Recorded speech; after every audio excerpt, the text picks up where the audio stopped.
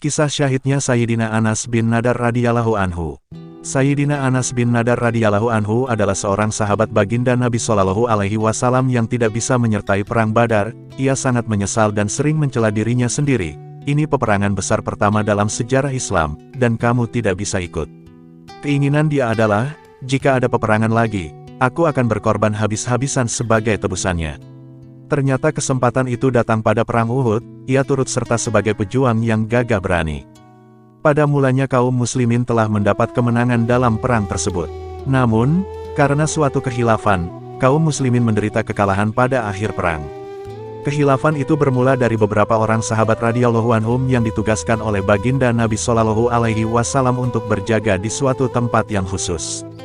Baginda Nabi Shallallahu Alaihi Wasallam berpesan, "Sebelum ada perintah dari aku, jangan tinggalkan tempat ini.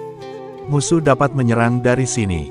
Ketika permulaan perang, kaum muslimin memperoleh kemenangan. Melihat orang-orang kafir melarikan diri, para sahabat radhiyallahu anhum yang ditugaskan menjaga tempat itu, meninggalkan tempatnya. Mereka beranggapan bahwa peperangan telah selesai, sehingga orang-orang kafir harus dikejar dan harta rampasan dapat dikumpulkan. Sebenarnya pimpinan pasukan penjaga ini sudah melarang dan mengingatkan pesan baginda Nabi Shallallahu Alaihi Wasallam, "Kalian jangan meninggalkan tempat ini." Akan tetapi, mereka menduga perintah baginda Nabi Shallallahu Alaihi Wasallam itu hanya berlaku ketika perang berlangsung. Oleh karena itu, mereka pun turun dari sana. Saat itulah pasukan kafir yang sedang melarikan diri melihat tempat itu telah kosong. Mereka segera kembali dan menyerang kaum muslimin dari arah sana. Hal ini sama sekali tidak diduga oleh kaum muslimin, sehingga mereka terdesak karena serangan tiba-tiba itu dan terjepit di antara dua kepungan orang-orang kafir. Karena itulah mereka berhamburan ke sana kemari dalam keadaan panik. Sayyidina Anas bin Nadar radhiyallahu anhu melihat Sayyidina Sa'ad bin Mu'adz radhiyallahu anhu datang dari arah depan. Sayyidina Anas radhiyallahu anhu berkata, "Hai Sa'ad, mau kemana engkau?" "Demi Allah, aku mencium harum surga datang dari arah Uhud." Setelah berkata demikian, ia mengacungkan pedang di tangannya dan merangsek ke tengah kaum kafir, dengan bertekad tidak akan kembali sebelum syahid. Selepas kesyahidannya, tubuhnya diperiksa sudah rusak, terdapat lebih 80 luka akibat tebasan pedang dan panah di tubuhnya.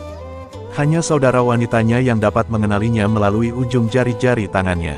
Sahabat imanku yang dimuliakan Allah, hikmah yang dapat kita ambil dari kisah ini adalah, orang yang ikhlas dan bersungguh-sungguh menunaikan perintah Allah Subhanahu wa Ta'ala, ketika di dunia pun Allah Subhanahu wa Ta'ala memberinya kesempatan untuk merasakan nikmatnya surga.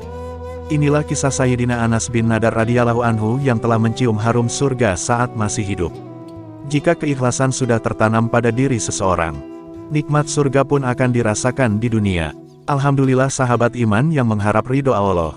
Semoga Allah memberikan kita kepahaman, dan ceritakanlah kisah-kisah Rasulullah dan sahabat-sahabatnya serta orang-orang soleh kepada anak istri keluarga kita, agar tumbuh rasa semangat jazbah mereka dalam beramal.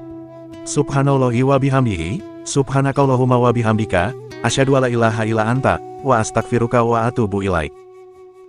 Wassalamualaikum warahmatullahi wabarakatuh.